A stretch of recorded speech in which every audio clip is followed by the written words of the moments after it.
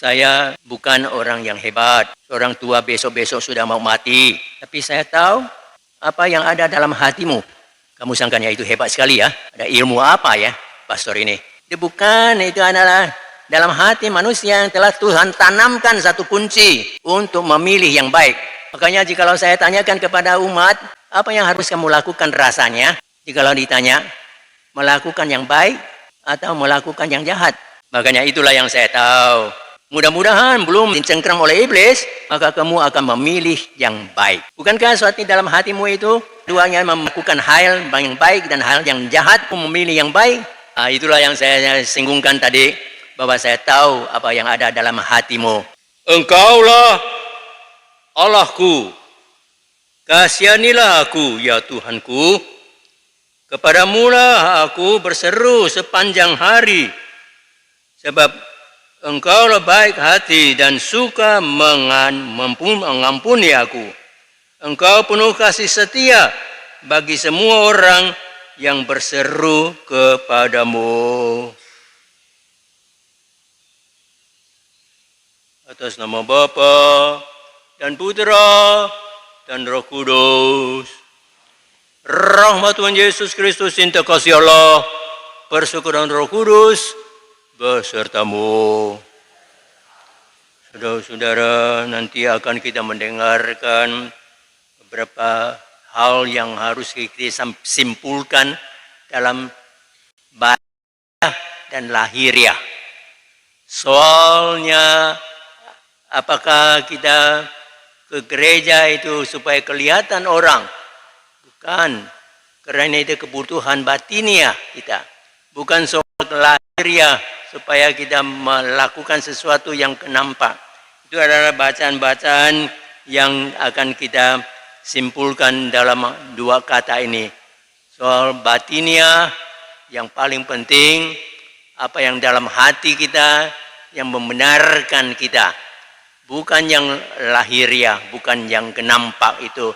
Pakaian orang kah, atau masker orang kah, atau apa yang kita lakukan secara lahiriah, supaya kelihatan, itu belum tentu bahwa itu memberikan nilai kepada kita. Biar nanti kita mendengarkan firman Tuhan. Dari bacaan pertama itu adalah yang kita ambil dari Ulangan, dari kitab Ulangan.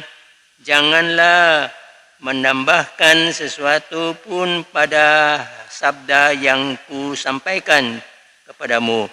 Tuhan ada memberikan kepada kita, jangan kita tambah-tambahkan secara manusiawi, melainkan apa yang Tuhan menghendaki harus kita lakukan itu. Yakobus dari bacaan kedua itu, jadilah pelaksana sabda Tuhan. Harus kita melaksanakannya, itu bukan hanya tahu saja, memang yang batinnya itu kita tahu, tetapi harus kita laksanakan, kita harus melakukan hidup sesuai dengan hukum-hukum yang Tuhan berikan kepada kita. Dalam Injil, perintah Allah kamu abaikan untuk berpegang pada adat istiadat manusia. Itu orang-orang Farisi yang mencobai Yesus, dan Yesus menjawabkan ini. Melakukan apa yang sudah menjadi satu kebiasaan, satu adat istiadat, itu belum tentu itu menyelamatkan kita. Harus kita melakukan apa yang Tuhan hendaki pada kita. Karena Yesus seringkali bukan hal-hal yang di luar itu yang mencemarkan kita, melainkan dari manusia sendiri yang menimbulkan hal-hal yang tidak baik itu. Itu ada asalnya, itu dari permulaan itu ditanamkan oleh iblis dalam hati kita. Sekarang pun masih perlu kita waspada terhadap iblis itu yang akan menanamkan hal-hal yang kurang baik dalam hati kita, dan itu timbul dalam pikiran-pikiran dan perbuatan kita. Sebelum kita mendengarkan firman Tuhan, mari kita mengaku kesalahan kita dahulu supaya layak merayakan peristiwa penyelamatan ini. Semoga Allah yang Maha Kuasa masih akan mengampuni dosa kita, menghantar kita ke yang kekal. Saudara-saudara, kalimat yang terakhir ini dengan sengaja saya bacakan itu dengan seakan-akan bersendak-sendak. Supaya orang bisa mendengar dengan baik apa yang dikatakan itu. Salah satunya itu yang boleh dikatakan itu adalah topnya, itulah intinya, itulah puncaknya, itulah kesombongan. Orang tidak tahu kadang-kadang bahwa dia sombong. Tapi dia sebenarnya kesombongan itu yang justru menjadikan iblis itu di dunia kita. Bagaimana hal itu bisa dibenarkan? Kita tahu bahwa Tuhan yang mencipta langit dan bumi dan segala sesuatu, yang menciptakan juga malaikat-malaikat. Bukankah malaikat berkali-kali itu yang adalah satunya itu yang sombong, yang mau menjadi sama seperti Tuhan. Dan itu adalah Lucifer. Sebenarnya dia harus menjadi lux, dia harus membawa terang kepada dunia. Pada akhirnya dia membawa api yang membakar dunia. Itu Lucifer. Jadi kita dengan sengaja saya bacakan itu dengan pelan-pelan supaya kita ingatkan kembali kesombongan itu yang menjadi dasar pelakuan jahat dalam hati kita. Lagi itu berulang kali terjadi dalam kehidupan kita juga. Kesombongan masih tinggal sebagai dari 7 cacat jiwa kita. Yang pertama itu kesombongan. Cacat jiwa itu ya bisa saya ingat, tapi perlu saya sebutkan satu demi satu. Tapi percabulan itu apa yang dikatakan di sini juga ada. Apa yang anggapan pencurian juga ada. Tapi saya sebutkan itu yang perutama, kesombongan. Karena itu justru sebabnya mengapa manusia itu jatuh dalam dosa. Ingat kembali dari bacaan pertama atau dari bacaan dari buku pertama dari kitab suci, di mana manusia yang pertama itu Hawa, nenek moyang kita, mendengar dari ular itu yang bisa berbicara dengan dia. Bukankah seekor ular itu justru digunakan oleh iblis? Kamu tidak boleh makan buah ini, dilarang oleh Tuhan. Kamu sesudah makannya itu kamu menjadi sama seperti Tuhan, tahu segala-galanya. Itu dia mau menjadi sama seperti Tuhan, Hawa. Makanya berpetik. Bukankah adegannya itu demikian? Saya dengan sengaja untuk mengeluarkan kembali lagi supaya kita sadar. Hati-hatilah. Karena kesombongan itu masih ada di dalam hati kita. Sampai sekarang pun kesombongan itu belum terhapus. Masih menjadi cacat jiwa. Cacat jiwa itu. Iri hati antara lainnya yang juga dalam hati kita. 7 cacat jiwa masih ada tinggal di dalam hati kita ini. Ini boleh digambarkan dalam kalimat yang terakhir itu. Itulah yang justru keluar dari manusia. Waktu orang sangkanya mendengar keluar dari manusia, maaf, orang sangka dia membayangkan jamban, WC. Tapi bukan hal itu secara lahir ya atau secara materi, melainkan sebagai rohania. Hal-hal yang keluar yang jahat itu adalah kata-kata kehendak hati manusia. Itulah yang mencemarkan orang. Makanya sudah tadi saya gambarkan asalnya atau datangnya permulaannya itu dari iblis. Jangan sangka bahwa tidak ada bahan-bahan, tapi bukankah Yesus yang sudah selalu juga menyeru, memesan kepada kita, hati-hatilah dan waspadalah. Waspada terhadap apa? Bukankah karena hanya kepada COVID-19, bukan hanya karena hal-hal lahiriah itu, melainkan terutama yang dalam hati itu bisa dicemarkan. saya bukan orang yang hebat. Orang tua besok-besok sudah mau mati. Tapi saya tahu apa yang ada dalam hatimu. Kamu sangkanya itu hebat sekali ya. Ada ilmu apa ya, pastor ini? Itu bukan, itu adalah dalam hati manusia yang telah Tuhan tanamkan satu kunci untuk memilih yang baik. Makanya jikalau saya tanyakan kepada umat, apa yang harus kamu lakukan rasanya? Jikalau ditanya, melakukan yang baik atau melakukan yang jahat? Makanya itulah yang saya tahu. Mudah-mudahan belum dicengkram oleh iblis, maka kamu akan memilih yang baik. Bukankah suatu dalam hatimu itu di antara duanya melakukan hal yang baik dan hal yang jahat, kamu memilih yang baik? Itulah yang saya singgungkan tadi, bahwa saya tahu apa yang ada dalam hatimu. Kunci untuk bertobat, kunci untuk berbalik kepada Tuhan. Syukur bahwa Tuhan telah memberikan kunci itu.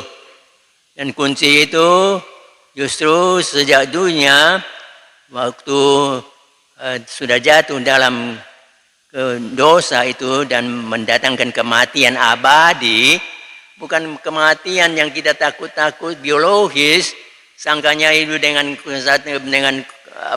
masker kita bisa melindungi diri, tapi itu hanya sementara saja. Tapi kita harus lebih waspada terhadap iblis yang menjatuhkan kita dalam kematian abadi untuk selama-lamanya. Karena sesudah badan kita tidak bernafas lagi dengan atau tidak ada masker, baru mulailah kematian yang abadi itu atau kehidupan abadi. Kalau kita dipermandikan, makanya kita akan melanjutkan hidup kita bersama dengan yang baik. Kamu akan memilih yang baik, tidak akan memilih yang jahat. Yang kedua itu, yang kemungkinan yang kedua, kalau sesudah mati, kalau tidak dipermandikan, kita tetap sebagaimana dulu iblis berhasil untuk menjatuhkan dengan kesombongan Hawa dan dengan mendengarkan sarananya itu untuk memetik buah yang terlarang itu, makanya kita akan ikut kalau tidak dipermandikan iblis untuk selama-lamanya. Itu adalah kematian yang harus kita takutin, bukan kematian badan. Saudara-saudara, inilah yang tadi sudah saya mulai dengan menyinggungkan itu, batinia dan lahiriah. Yang lahiriah itu seringkali itu bagus-bagus, tapi itu bohong. Itu seakan-akan itu akan menjaminkan kehidupan kita, tapi namun tidak. Kalau ngomong tentang kehidupan itu, yang bisa pulih kembali, itu pasti ada sebabnya. Karena Tuhan berbelas kasih terhadap orang manusia yang mau rendahkan diri. Makanya Tuhan mengirim anak tunggalnya Yesus Kristus untuk disalibkan. Dan karena dialah yang mati dengan badannya di kayu salib, kita boleh hidup kembali. Bukan karena kekuatan kita sendiri sebenarnya, untuk selama-lamanya iblis sudah berhasil. Tapi Tuhan lebih jauh bijaksana dan Tuhan lebih jauh berkuasa sesuai dengan apa yang digambarkan oleh seorang wanita yang diciptakan satu-satunya, Maria. Dialah perawan yang berkuasa. Karena dia berkuasa, makanya kuasanya itu justru untuk mendatangkan, menerima dari Roh Kudus dalam rahimnya dan melahirkan putra yang tunggal. Mana ada wanita yang kedua demikian? Tidak ada, makanya dia wanita yang berkuasa. Dan dia dengan itu dia bijaksana untuk mematahkan segala pekerjaan-pekerjaan dari iblis itu. Yang sekarang saya justru mau menghubungkan itu. Mungkin orang tidak sangka, tapi itu pasti kalau banyak orang, meskipun 25% boleh datang ke gereja, tapi mungkin banyak orang yang sangka itu adalah satu alternatif, satu option. Optionnya bisa pilih juga mengikut misa saja dengan online saja. Tapi itu sudah darurat. Sebenarnya itu bukan alternatif. Salah satunya yang enggak baik. Bukan. Yang baiknya benar-benar kita datang ke gereja dan bisa menyambut komuni dan bersatu dengan Tuhan itu yang memberikan kekuatan kepada kita. Kalau tidak, kita tetap harus waspada karena iblis yang menggunakan segala-galanya, apalagi dengan COVID-19 ini, untuk menjauhkan manusia itu dari gereja dan justru hanya melakukan dari secara lahiriah itu sesuatu yang membohongi orang, seakan-akan itu akan menjaminkan kehidupan, tapi padahal masker itu dan situ ada cuci tangan dengan air yang kotor itu, daripada air kudus itu disingkirkan. Sebenarnya itu justru heran sekali bahwa manusia bisa dicengkerami, diawasi dan dihendaki oleh iblis itu. Saudara-saudara, itu tidak lepas dari kalimat yang terakhir itu, yang semuanya itu keluar dari manusia sendiri punya hati. Itu yang menajiskan orang. Menajiskan kita itu berarti menjauhkan kita yang dari yang kudus, yang paling bersih. Saudara-saudara, mari kita melanjutkan dengan Ekaristi ini. Bersyukurlah bahwa kita boleh dapat menyambut Yesus nanti dalam Ekaristi yang memberikan kita kekuatan. Kasihanilah mereka. Mudah-mudahan Tuhan melihat perbuatan kita, juga mau memperhitungkan mereka yang tidak bisa datang ke gereja dan terpaksa tidak menyambut komuni dan dijauhkan dari Yesus dan Bunda Maria. Jangan sangka bahwa saya tempel-tempelkan nama Maria itu, tapi dia adalah wanita yang satu-satunya yang berperan sekali. Dialah adalah perawan yang berkuasa. Dia adalah tahta kebijaksanaan, karena justru kebijaksanaan itu adalah dari Yesus. Dia yang lahir dari Maria itu. Dan seorang ibu, bagaimanapun, dia tetap adalah berbelas kasih. Dia kasihan dengan kita. Syukur bahwa masih ada seorang ibu ilahi, ya surgawi itu, yang mau berbelas kasih, kasihan dengan kita, sehingga kita masih ada harapan bisa selamat.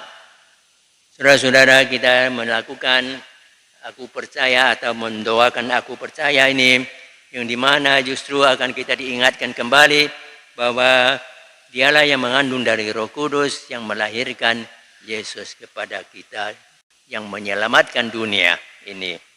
Bukan yang masuk ke dalam manusia itu mencemarkan, bahkan dari keluar, terutama dalam bentuk yang kesombongan. Berbahagialah orang yang membawa damai, karena mereka akan disebut anak-anak Allah. Berbahagialah orang dan dianiaya karena kebenaran, sebab bagi mereka kerajaan surga. Saudara-saudara, tadi dalam wujud punut misa ada disinggungkan juga beberapa orang yang telah meninggal dan kita memperingati. Dan secara khususnya saya mau meminta perhatian sedikit. Nanti akhirnya nanti sudah misa ini, mari kita pergi, kita diutus. Mungkin seringkali kita secara otomatis menjawabnya itu. Tapi mungkin mudah-mudahan kita mau diutus, disampaikan sebagai yang mewartakan bahwa orang manusia perlu dibaptis supaya nanti melanjutkan hidupnya bukan dengan iblis, melainkan dengan Tuhan. Hubungan itu mungkin karena kalian belum tahu apa yang mau disampaikan oleh pastor ini ya. Banyak orang yang memberikan diri untuk utusan, untuk pewartaan. Ada suster-suster, antara lainnya saya sebut sekarang tadi dalam intensinya tidak disebut-sebut, tapi Suster Catherine SSVC yang meninggal di Pontianak dan yang memperingati 1 tahun itu adalah MTB Brother Gregorius. Makanya mereka ini sebagai orang-orang yang memberikan diri sebelum hidupnya untuk mewartakan Yesus kepada dunia, supaya nanti sesudah hidup ini mereka melanjutkan hidup dengan Tuhan, bukan tetap dicengkerami oleh iblis. Bukan hanya orang-orang yang religius, orang khususnya suster atau brother, melainkan juga ada laike, juga ada laisi, orang yang biasa-biasa. Makanya dalam hal itu saya sebutkan sebagai satu contoh, ada lain juga. Tapi contohnya hari ini patut kita tepat 1 tahun yang memperingatinya itu dari Ibu Magdalena Wu Chiang Yun. Dia yang memberikan diri sebagai katekis, sebagai orang yang mewartakan. Mari kita pergi, kita diwartakan. Dia benar-benar mengajarkan banyak katekis, memberitahukan bahwa kita perlu mengikuti Yesus supaya sesudah hidup ini tidak tetap bersama dengan iblis, melainkan akan kembali kepada Tuhan yang Maha Rahim itu. Itulah makanya ini salah satu contohnya. Ada religius, ada suster, ada brother, ada pastor, tapi juga ada orang-orang yang laik, orang yang biasa, laisi. Mereka yang juga mewartakan. Dan setiap dari kita, saudara-saudara, makanya karena itu saya sampaikan, jangan sangka bahwa kamu harus berpangku tangan. Kalian juga nanti kalau mau menjawab, mari kita pergi, kita diutus, jangan hanya dengan bibir. Ingat dengan apa yang dikatakan dalam Injil hari ini. Secara lahiriah itu bagus-bagus, tetapi dalam hatinya tidak ada. Mungkin mudah-mudahan kita juga mau menyampaikan Yesus kepada dunia. Mari kita pergi, kita diutus nanti. Tuhan bersamamu. Semua saudara sekalian diberkati oleh Allah yang Maha Kuasa, Bapa dan Putra dan Roh Kudus. Saudara sekalian, perayaan Karis ini sudah selesai. Mari kita pergi, kita diutus.